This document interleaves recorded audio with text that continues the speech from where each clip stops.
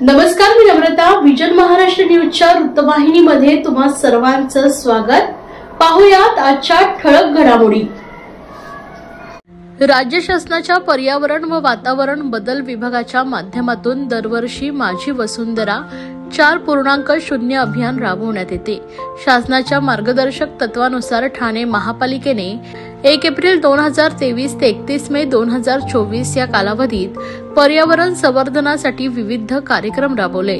या मोहिमेअंतर्गत अमृत गटातून 10 लाखापेक्षा जास्त लोकसंख्या असलेल्या गटामध्ये ठाणे महानगरपालिकेने 3ऱ्या क्रमांकासह 6 कोटींचं बक्षीस प्राप्त केलं असल्याचं शासनाच्या पर्यावरण व वातावरण विभागानं नुकतंच जाहीर केलं आहे. हा पुरस्कार ठाणे महापालिकेने प्राप्त केल्याबद्दल शासन महापालिका प्रशासनाचं कौतुक केलं असल्याची माहिती आयुक्त सौरभ राव यांनी दिली आहे. राज्य शासनाच्या माध्यमातून दरवर्षी माझी वसुंधरा 4.0 हे अभियान राबवण्यात येते. याबाबत शासनाने दिलेल्या निर्देशानुसार ठाणे महापालिकेने विभागांतर्गत वर्षभर विविध उपक्रम राबवून पर्यावरणाचे जतन व संवर्धन चांगल्या प्रकारे केलंय.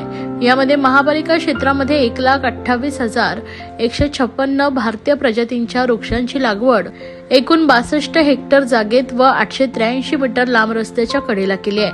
तर 83 नवीन हरित क्षेत्रांची निर्मिती केली असून निगा व देखभाल पीपी तत्वांवर विविध संस्थांच्या माध्यमातून करतायत. तसेच दैनंदिन जमा होणारा ओला व सुका कचरा प्रकल्प कार्यान्वित केलेत. तसेच 10 सुका कचरा व्यवस्थापन प्रकल्प तर 8 खत निर्मिती प्रकल्प राबवण्यात येतोय.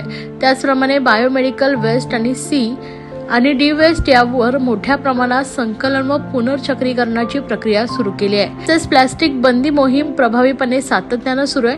परिवहन उपक्रमाअंतर्गत 123 ई बसेस खरेदी करून विद्युत वाहनांना चार्जिंग सुविधा देखील उपलब्ध करून देण्यात आली आहे. या उपक्रमामध्ये महापालिका प्रशासनासोबतच नागरिकांचा देखील महत्त्वाचा सहभाग असल्याबद्दल आयुक्त सौरभ राव यांनी ठाणेकर नागरिकांचे तसेच प्रदूषण नियंत्रण विभागाच्या मुख्य पर्यावरण अधिकारी मनीषा प्रधान यांसह सर्व अधिकारी कर्मचाऱ्यांचं कौतुक केलंय.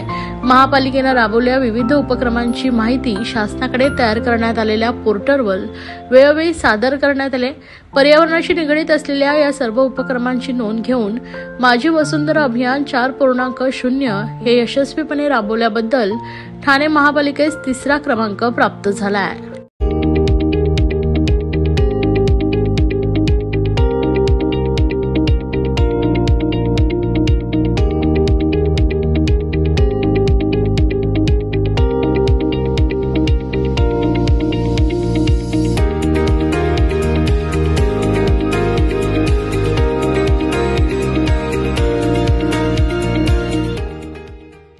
ज्येष्ठ नागरिकांची ऑनलाईन फसवणूक करणाऱ्या दोघांना ठाण्यातील वागळे इस्टेट पोलिसांनी अटक केली असून त्यांच्याकडून 3,20,000 इतकी रक्कम हस्तगत केली आहे.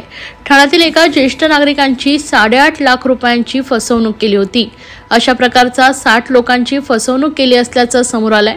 ठाण्यातील वागळे इस्टेट परिसरात राहणाऱ्या एका 85 वर्षीय व्यक्तीची नुकतीच फसवणूक झाली होती.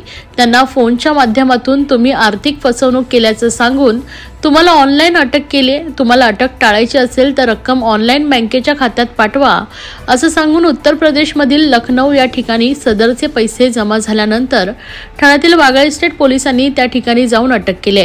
रोचक, श्रीवास्तव आणि संदीप यादव अशी ही आरोपींची नावं आहेत. दोघेही उच्च शिक्षित आहेत. रोचक हा बीटेक झालाय तर संदीप हा पदवीधर आहे. गेमिंगच्या माध्यमातून महाविद्यालयीन विद्यार्थी यांचा वापर करून सदरची फसवणूक करण्यात आली आहे. पोलिसांनी त्यांच्याकडून 5 मोबाईल, 5.5 लाख रुपये रक्कम आणि 6 सिम कार्ड, बँकेचे चेक आणि 20 डेबिट कार्ड हस्तगत केले आहेत. या प्रकरणी ठाणे पोलिसांनी 66 क आणि 66 ड अन्वये कारवाई करण्यात आली आहे. या प्रकरणाचा पुढील तपास सध्या वागळे इस्टेट पोलीस करतायत. ठाणे शहरातील वागळे इस्टेट पोलीस स्टेशनमधील रहेजा कॉम्प्लेक्स येथे 180 वर्षाचे वयोवृद्ध इसम राहतात. त्यांना तुम्ही मनी लॉन्ड्रिंग केलेले आहे. तुमच्या विरुद्ध मनी लॉन्ड्रिंगचा गुन्हा दाखल झालेला आहे आणि इन्स्पेक्टर पांडे त्याचा तपास करत आहेत अशी माहिती देऊन तुम्ही हाऊस अरेस्ट झालेला आहात.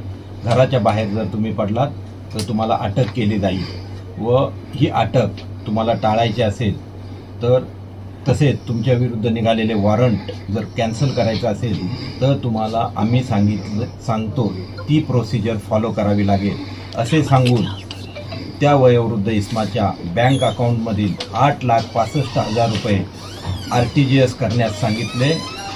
सदरची अमाऊंट त्यांनी RTGS केल्यानंतर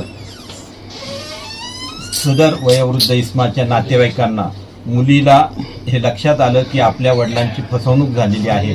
त्यांनी वागळे इस्टेट पोलीस स्टेशन येथे संपर्क साधून गुन्हा दाखल केला। वागळे इस्टेट पोलीस स्टेशनने त्या संदर्भात अधिक तपास केला असता हे पैसे उत्तर प्रदेशमधल्या लखनौ येथील एका खात्यावर गेल्याचे समजले। त्यानुसार सदर ठिकाणी जाऊन खात्री केली असता ते कॉलेजचे विद्यार्थी असल्याचं लक्षात आलं। त्या विद्यार्थ्यांकडून त्यांना कॉन्फिडन्समध्ये घेतल्यानंतर आम्हाला याच्यामधील खऱ्या आरोपींची माहिती मिळाली। त्या आरोपींना पकडण्यासाठी पोलिसांनी तिथे थांबून ज्या मुलांचा वापर करण्यात आला होता त्या मुलांमार्फत त्यांना ताब्यात घेतलेलं आहे। त्यांना अटक केलं। तिथे उत्तर प्रदेशमधल्या लखनौ इथून ट्रान्सफर वॉरंटद्वारे त्यांना इथे आणून इथे या गुन्ह्यामध्ये अटक केलेलं आहे। सदर आरोपितांकडून आपल्याला गुन्ह्यामध्ये गेलेल्या 8,65,000 पैकी 5,5 लाखापेक्षाही जास्त रक्कम ताब्यात मिळालेली आहे। एक सँट्रो कार 8 लाख रुपयाची कार मिळालेली आहे। तसेच सदर आरोपींकडे वापरात असलेले दोन्ही आरोपींकडे असलेले 5 मोबाईल्स मिळालेले आहेत, 6 सिम कार्ड्स मिळालेले आहेत। तसेच आरोपींकडे आपल्याला 20 डेबिट क्रेडिट कार्ड्स मिळालेले आहेत आणि यांच्याकडे 9 चेकबुक मिळालेले आहेत। या आरोपींपैकी एक आरोपी बीटेक झालेला आहे, तसेच एकाने BSc केलेला आहे। तसेच हे आरोपी क्रिप्टोकरन्सी खरेदी करत होते। तर या क्रिप्टोकरन्सी यांनी किती खरेदी केलेली आहे आणि ही क्रिप्टोकरन्सीचे हे कशा प्रकारे पैसे गुंतवत होते याची माहिती घेण्याचं काम चालू आहे। सर्व नागरिकांना आवाहन करण्यात येत आहे की सध्या डासांमार्फत पसरणाऱ्या डेंग्यू या आजाराचा प्रसार रोखण्यासाठी प्रत्येकाने पुढील प्रमाणे कार्यवाही करावी। डेंग्यू आजार एडिस इजिप्ती हा डास चावल्याने होतो। या डासांची पैदास साचलेल्या किंवा साचवलेल्या स्वच्छ पाण्यामध्ये होते। 8 दिवसांपेक्षा जास्त दिवस पाणी उघडे व साचून राहिल्यास त्यात डास अंडी घालतात। अंड्यांच्या अळ्या तयार होऊन पुढे डास तयार होतात। यासाठी आपल्या घरातील पाणी साठे उदाहरणार्थ बॅरल्स, पिंपे, टाक्या, हौद, रांजणे इत्यादी दर आठवड्याला रिकामे करून घासून पुसून कोरडे करून पुन्हा भरावे। 1 दिवस कोरडा दिवस म्हणून पाळावा। पाणी साठ्यांना घट्ट झाकणे बसवावीत किंवा जुनी साडी, चादर, धोतर यांनी बांधून झाकून ठेवावीत, म्हणजे डास त्यात जाऊन अंडी घालणार नाहीत। घराच्या गच्चीवर, आजूबाजूला, अंगणात कोठेही पाणी साचू देऊ नये। भंगार सामान उघड्यावर टाकू नये, उदाहरणार्थ टायर्स, प्लास्टिक सामान, कुंड्या, टाकाऊ वस्तू इत्यादी। अशा सामानात पावसाचे पाणी साठून त्यात डेंग्यूच्या डासांची पैदास होते। घरातील कूलर्स, फ्रीजच्या पाठीमागील ट्रे हे देखील वेळोवेळी कोरडे करावेत। लक्षात ठेवा, नुसत्या फवारणीने डास घनता कमी होत नाही, तर त्यासाठी डास पैदास ठिकाणे नष्ट करणे ही आपल्या सर्वांची जबाबदारी आहे। कोणताही ताप अंगावर न काढता जवळच्या शासकीय रुग्णालयात मोफत औषधोपचार घ्या। अशा प्रकारे नागरिकांनी सहकार्य केल्यास डेंग्यूचा प्रसार रोखणे सहज शक्य आहे। केंद्रीय गृहमंत्री अमित शहा यांनी संसदेत भारतरत्न डॉक्टर बाबासाहेब आंबेडकर यांच्याबद्दल आक्षेपार्ह विधान केल्यानंतर महाराष्ट्रासह संपूर्ण भारत देशात संतापाचं वातावरण निर्माण झालंय। शिवसेना उद्धव बाळासाहेब ठाकरे ठाणे जिल्हा शाखेच्या वतीने ठाणे स्टेशन परिसरात डॉक्टर बाबासाहेब आंबेडकर पुतळ्याजवळ केंद्रीय गृहमंत्री अमित शाह हाय हाय राजीनामा द्या, नहीं चलेगी दादागिरी नहीं चलेगी अशा घोषणा करत आज निषेध व्यक्त करण्यात आलाय।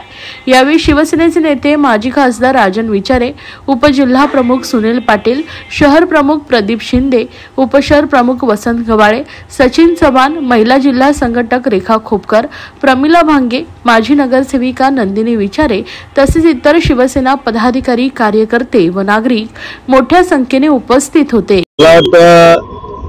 ज्या महामानव भारतरत्न डॉक्टर बाबासाहेब आंबेडकरांनी या देशाला दिशा दिली आणि त्या महामानवाचा अपमान ज्या संसदेमध्ये जी संसद जे संविधान या देशाला दिलं त्या पार्लमेंटमध्ये या ठिकाणी बाबासाहेबांचा अपमान जो केला त्याचा निषेध करण्यासाठी मी आलेलो आहे। मला वाटतं या देशाचे गृहमंत्री यांनी राजीनामा द्यायला पाहिजे आणि या देशाची माफी मागितली पाहिजे की या ठिकाणी ज्या महामानवाच्या माध्यमाने या ठिकाणी ज्या संविधानाने या देशाला दिशा दिली याचा अपमान केलेला आहे आणि म्हणून त्यांनी राजीनामा दिला पाहिजे आणि या महायुती सरकारचा या ठिकाणी आम्ही निषेध करतो। सफाई कामगारांना घरे मिळवून देण्यात आमदार संजय केळकर यांना मागील कार्यकाळात यश मिळालं असताना आता अधिवेशनात त्यांनी पुन्हा एकदा सफाई कामगारांना सरसकट वारसा हक्काचा लाभ मिळवून देण्यासाठी आवाज उठवलाय। ठाणे महापालिकेच्या सेवेत असलेल्या सफाई कामगारांची संख्या मोठ्या प्रमाणात आहे। अनेक कामगार वयोमानानुसार मृत्यू पावलेत। त्यांच्या जागी त्यांच्या वारसांना नोकरी मिळून कुटुंबाला न्याय मिळावा यासाठी आमदार संजय केळकर अनेक वर्षापासून लढा देत आहेत। सध्या सुरू असलेल्या नागपूर येथील हिवाळी अधिवेशनात त्यांनी पुन्हा एकदा सफाई कामगारांच्या वारसा हक्काचा प्रश्न उपस्थित करून शासन स्तरावर प्रयत्न करून न्याय देण्याची मागणी केली आहे। सफाई कामगारांच्या वारसांना नोकरीत घेण्याची मागणी सातत्याने होत आहे। शासनाने लाडपागे समितीच्या माध्यमातून सफाई कामगारांच्या वारसांना नोकरीत सामावून घेण्याची देखील शिफारस केली आहे। तथापि सफाई कामगारांच्या जातनिहाय विभागणी केल्याने यामध्ये अनेक जाती वगळण्यात आल्याने सर्व सफाई कामगारांना वारसा हक्काचा लाभ मिळत नाही। जो म्हणून गाडीत काम करतो तो सर्व सफाई कामगार असे धोरण निश्चित करून सर्व सफाई कामगारांना सरसकट वारसा हक्काचा लाभ देण्यात यावा अशा प्रकारची मागणी मी सातत्याने या सभागृहात करत आहे। मात्र याबाबत ठोस कार्यवाही होत नसून तथापि सफाई कामगारांच्या वारसा हक्काबाबतचे प्रकरण न्यायालयाच्या प्रक्रियेत देखील अडकल्याने सफाई कामगारांच्या वारसांना नोकरीपासून वंचित राहावे लागत आहे। या प्रकरणी माझी विनंती आहे की शासनाने कायदेशीर बाजू सक्षम बाजू मांडण्यासाठी न्यायालयीन प्रक्रिया करण्यासाठी आपल्या स्तरावरून प्रयत्न करावेत आणि त्याबाबत ठोस प्रकारची कार्यवाही व्हावी। हा प्रश्न अनेक वर्ष प्रलंबित आहे आणि त्याच्यामुळे सफाई कामगारांच्या वारसा हक्काचा प्रश्न मार्गी लावावा अशा प्रकारची मागणी मी आपल्या माध्यमातून शासनाला करत आहे। या होत्या आजच्या ठळक घडामोडी। अशाच राजकीय, सांस्कृतिक, क्रीडा क्षेत्रातील बातम्या पाहण्यासाठी पाहत रहा विजन महाराष्ट्र न्यूज ही वृत्तवाहिनी। विजन महाराष्ट्र न्यूजच्या फेसबुक चॅनलला व YouTube चॅनलला फॉलो आणि सबस्क्राईब करा। धन्यवाद।